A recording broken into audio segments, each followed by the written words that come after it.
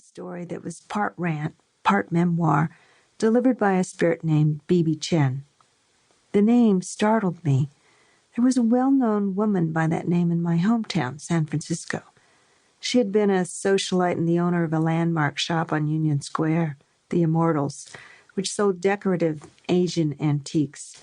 She died under bizarre circumstances that were never fully explained. Karen Lundegaard described Bibi Chen accurately.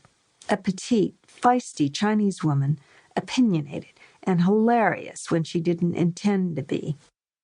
I had a passing acquaintance with Bibi Chen, but I could not say I knew her personally. We exchanged brief hellos at the usual fundraisers for the arts or the Asian American community.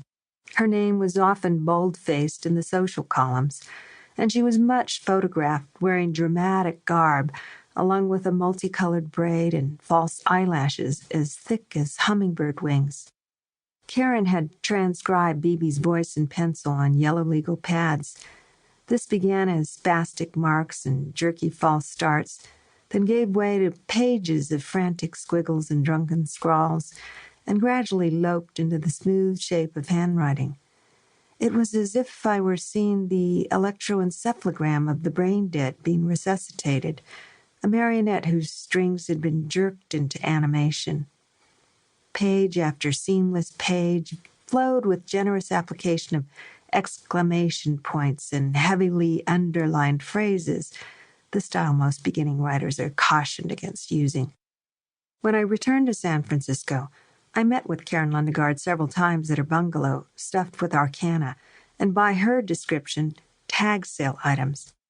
She was quite frail, debilitated by metastatic breast cancer, which he had long known she had, but for which she had been unable to get adequate treatment because she lacked medical insurance. "If you mention anything about me," she said, "tell people that."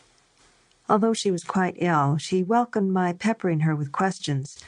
Her sessions with Bibi Chen, she said, were professionally gratifying because the spirit came through with great clarity. The connection to other spirits, she explained, was often indistinct, similar to mobile phone calls that go in and out of range.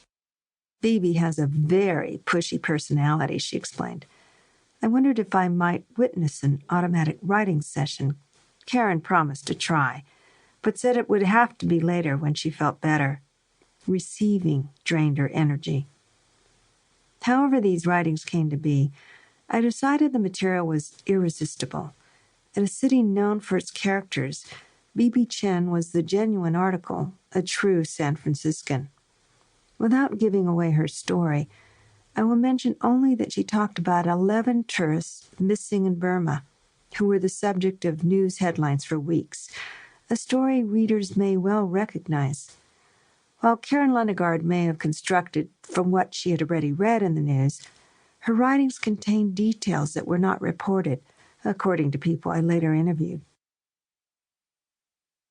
Whether one believes in communication with the dead or not, readers are willing to suspend disbelief when immersed in fiction. We want to believe that the world we have entered through the portals of another's imagination indeed exists, that the narrator is or has been among us. And so I've written a story as that, fiction inspired by Karen Lundegaard's automatic writings. I retained Bibi's religious and racial comments that may be offensive or humorous depending on the reader's politics. A few people who were part of the real events asked that I not use their names, and while I was not able to confirm some details that Bibi gave, I left in those I found interesting. Hence there may be errors of fact.